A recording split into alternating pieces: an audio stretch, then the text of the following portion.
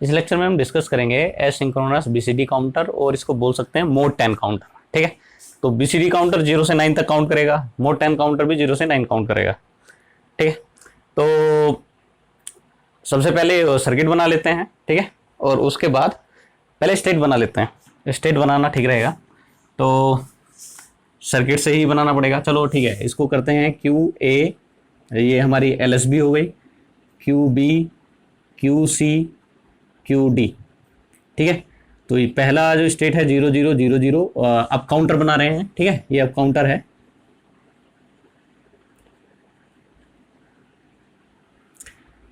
तो पहली स्टेट, दूसरी स्टेट पे 0 0 0 1 0 0 1 0 0 0 1 1 0 1 0 0 0 1 0 1 0 1 1 0 0 1 1 1 1 0 0 0 1 0 0 1 1 0 1 0 1 0 1 1 1 1 0 0 1 1 0 1 1 1 1 0 और 1 1 1 1।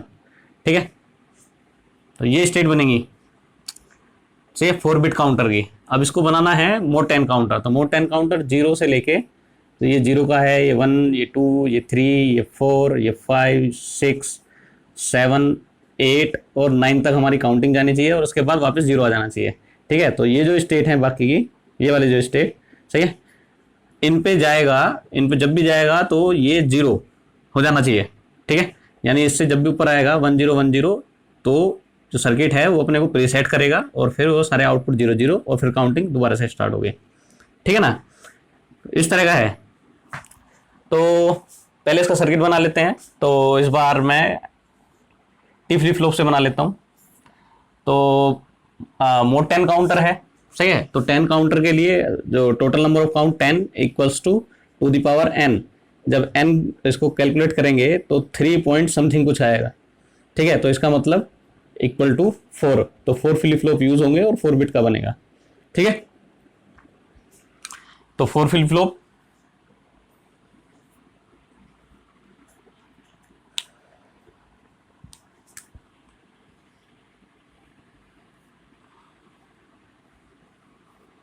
और इस बार टी फ्लिप फ्लॉप ले लेते हैं। तो ये T A, T B, T C, T D, ये क्यू ए, ये क्यू ए बार, ये क्यू बी, ये Q B bar, Q C bar, Q D bar. ठीक है, आउटपुट हमारे यही हैं, Q A, Q B, Q C, Q D, और इस पे है क्यू ए, ये है क्यू बी, ये है क्यू सी, ये है क्यू डी। ठीक, जो क्लॉक है ये सब नेगेटिव एज पे काम करने वाले हैं, तभी ये अप काउंटर बनेगा। अगर पॉजिटिव एज होगी तो ये डाउन काउंटर बनेगा। जैसे कि हमने पहला वाला जो था 2 फ्लिप फ्लॉप वाला जो था, उसमें हमने उसको समझा है ना। तो क्लॉक जो है नेगेटिव एज क्लॉक है हमारे पास। ठीक है, जो ये सेंसिटिव है, नेगेटिव एज क्लॉक को सेंसिटिव करते हैं। तो यहाँ पर है क्लॉक, और जितने भी T A, T B, T C और टी डी, इन सबको 1 से कनेक्ट कर देंगे। ठीक है, जैसे कि जे के फ्लिप फ्लॉप को 1 से कनेक्ट करते हैं, जे और के दोनों को मिला के, तो सबको टी से कनेक्ट करते हैं सिंक्रोनस में, है ना। सॉरी, सबको 1 से कनेक्ट करते हैं। चाहे टी फ्लिप फ्लॉप हो तो सारे इनपुट 1 से कनेक्ट रहेंगे, चाहे जे के हो तो जे के है तो जे के दोनों टाइट टुगेदर करके 1 से कनेक्ट करते हैं। ऐसे ही कितने फ्लिप फ्लॉप हो एसिंक्रोनस में, सबको 1 से कनेक्ट करते हैं, है ना। तो यहाँ पर है लॉजिक 1। अब यहाँ पर एक है प्रीसेट वाला, जिससे कि हम उसको जो मोड है less than two the power n पे उसको सेट करते हैं। ठीक है, तो उसको क्लियर, सॉरी प्रीसेट नहीं है, ये क्लियर वाला है ना। तो ये वाली लाइन है क्लियर, एक का लिख देता हूँ, क्लियर बार, एक्टिव लो सिग्नल है। ठीक, इसका जो आउटपुट है वो इसके इनपुट पे है, इसका जो आउटपुट है इसके इनपुट पे है, और इसका जो आउटपुट है इसके इनपुट पे है। ठीक है, इसको जो इसकी अगर वर्किंग के लिए आता है तो इसकी वर्किंग भी आप इजीली इसको बना सकते हो। जैसे कि मैंने 2 फ्लिप फ्लॉप की बनाई थी, ऐसे इसमें 4 फ्लिप फ्लॉप हो जाएंगे, 4 आउटपुट हैं। ठीक है, तो नेगेटिव एज पे सबको काम कराना है। तो स्टार्टिंग 0 0 से होगी, नेगेटिव एज पे काम कराओगे तो फिर नेक्स्ट स्टेज 0 0 0 1 आएगी। सही है, सेकंड स्टेज सेकंड क्लॉक पे 0010, फिर 0011 और ये चलता जाएगा। तो वैसे बेसिकली अगर इसको देखा जाए तो ये है मोड 16 काउंटर, ठीक है, मोड 16 काउंटर, और 0 से 15 तक ये काउंट करेगा, ठीक है। अब इसको हमें मॉडिफाई करके इसको मोड 10 बनाना है, ठीक है। तो और ये काउंट करेगा 0 से 9, और बाकी के जो स्टेट हैं इन पे जाएगा ही नहीं, है ना। तो इसके लिए हमें करना पड़ेगा इसमें कुछ चेंज। तो चेंज करने के लिए के मैप बना लेते हैं, जैसे उधर बनाया हुआ है। तो यहाँ पर एक सिग्नल ले लेते हैं, इसको क्लियर बोल देता हूँ मैं, क्लियर बार, ठीक है। तो क्लियर बार 00 इस पे 1 रहना चाहिए, क्योंकि एक्टिव लो है। जब भी ये इस पे 0 पल्स आएगी तो ये क्या करेगा, जितने भी आउटपुट हैं QA QB QC QD सबको फोर्सफुली 0 पे सेट कर देगा, ठीक है। तो 1 रहेगा तो वो स्टेट आएगी, है ना। तो इस पे भी 1, इस पे भी 1, इस पे भी 1, इस पे भी 1 है, इस पे भी 1 है, ठीक है। इसको हटा देता हूँ बीच में मैं, ठीक है।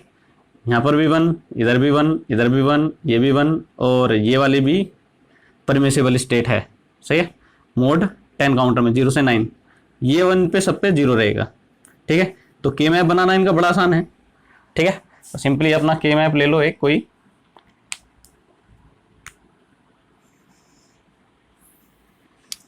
सिक्सटीन ब्लॉक का,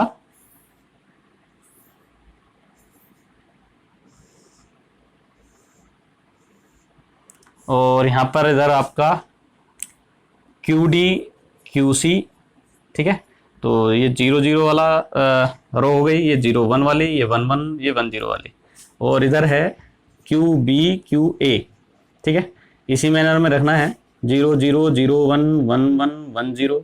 तो 0000 ये 0 का है, 0001 ये 1 का है, 0010 ये 2 का है, 0011 ये 3 का है। तो ऐसे ही ये 4, ये 5, ये 6, ये 7, ये 8, ये 9, ये 10 का बनेगा, ये 11 का बनेगा, ये 12, ये 13, ये 14 और ये 15, ठीक है। तो 9 तक, 0 से 9 तक सारे 1 रहने हैं। तो 0 से 9 वाले सबको 1 फिल कर दिया, ठीक है। बाकी सब 0 हैं तो उनको फिल करने की जरूरत नहीं है। अब इनके यहाँ पर क्या बना लेंगे, अब इसको देखते हैं कितना ग्रुप बनता है। तो पहला वाला तो ये बन रहा है ओक्टा, और इसका इसके साथ बन रहा है क्वाड। तो जो हमारा क्लियर आया, ठीक है, तो वो इक्वल्स टू आया, क्लियर है मतलब इंडिकेट कर रहा है काउंटर का ही क्लियर है, पूरे काउंटर को ये क्लियर कर देगा, यानी सबको 000 ला देगा। तो क्लियर इक्वल्स टू यहां पर बना हमारा इन दोनों के लिए QD, यहां पर 00 ये कॉमन है, QD बार प्लस, अब इन दोनों के लिए इस जो ये क्वाड है उसके लिए देख लेते हैं। ओक्टा के लिए तो QD बार आ गया, इसके लिए देखते हैं। तो इसमें आ रहा है हमारे पास QC बार, और इन दोनों में है हमारे पास QB बार, ठीक है, QB बार, ठीक है। तो अब मैं इसको रफ कर देता हूं, ये क्लियर के लिए की मैं बनाया था, है ना। अब सर्किट बना लेते हैं। तो QD बार, ये है आपका QD बार, QC QB, तो QB ये रहा, QC ये रहा, सही है। इन दोनों को हमने एक एंड गेट लगाया, इसका आउटपुट ये आया, ठीक है। यहाँ पर एक लगाएंगे हम और गेट, और गेट को कनेक्ट कर देंगे यहाँ पर। तो ये निकल रहा है क्लियर बार, ठीक है। तो अब इसको चेक कर लेते हैं कैसे काम करेगा। अगर 1010 स्टेट आती है, 1010, सही है। तो यहाँ पर QD QC QB QA ये है 1010, सही है। देखो 9 तक, पहले 9 वाला चेक कर लेते हैं। 9 पे ये 1 आना चाहिए, मतलब 0 से 9 तक इसका आउटपुट 1 आना चाहिए, और 9 से ऊपर यानी 10 to 15 इसका आउटपुट 0 आना चाहिए, ठीक है। तो 0 आएगा तो ये सब जितने भी स्टेज हैं, जितने भी QA QB QC QD ये सब 0 हो जाएंगे, और जब तक 1 रहेगा तो ये अनअफेक्टेड रहेंगे, यानी ये पूरा काउंटिंग आपका स्मूथली चलेगा, है ना।